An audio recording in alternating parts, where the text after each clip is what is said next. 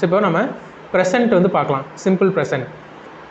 So subject இருக்கணும், main verb இருக்கணுமா? So I brush my teeth twice a day. இந்த இடத்துல ஐ ப்ரஷ் அப்படின்னு சொன்னாவே இதுக்கான மீனிங் வந்துமா? ஐ ப்ரஷ்னா நான் டெய்லியும் ப்ரஷ் பண்ணுவேன் அப்படிங்கிறதான அர்த்தம். So I brush. So I வந்து சப்ஜெக்ட்டு, ப்ரஷ் வந்துட்டு மெயின் வேர்ப். அது மட்டுமே இந்த இடத்துல மீனிங்கை கொடுத்துரும். சரிங்களா? ஸோ ப்ரஷ் அப்படிங்கிறது ஒரு ப்ரெசன்ட் இருக்கக்கூடிய வேர்ப். ஸோ நான் டெய்லியும் பல்லு தேய்ப்பேன் அப்படிங்கிறதான். So next I am writing a letter. So நம்ம என்ன பார்த்தோம்? கண்டினியூஸ்னா ஐஎன்ஜி ஃபார்ம் ஆஃப் வேர்ப் வந்து வந்துடணும்னு பார்த்தோம். Writing. So I N G form of வந்துன்னா ஐ ரைட்டிங்னு சொல்ல முடியுமான்னு கேட்டிங்கன்னா இல்லை. அப்போ அந்த இடத்துல ஒரு சப்போர்ட்டிங் வேர்ப் வந்து யூஸ் பண்ணணும். இது ப்ரெசென்ட்ங்கிறனால நம்ம என்னென்ன சப்போர்ட்டிங் வேர்ப் யூஸ் பண்ணலாம்? ஆம், இஸ், ஆர் அப்படிங்கிற சப்போர்ட்டிங் வேர்ப்ஸ் வந்து யூஸ் பண்ணலாம். I am writing a letter. So next present perfect. So perfect அப்படிங்கிறது I have finished.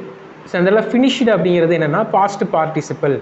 So past பார்ட்டிசிபிளுக்கு என்ன வரணும்னு பார்த்தோம்?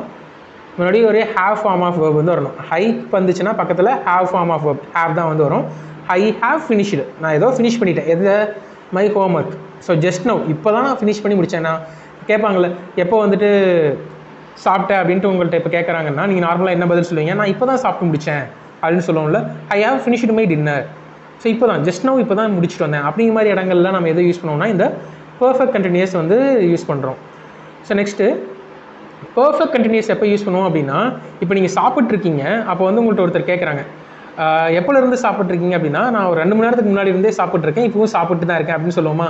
ஸோ அப்போ அதுதான் வந்துட்டு இந்த perfect continuous. I have been reading for 2 hours.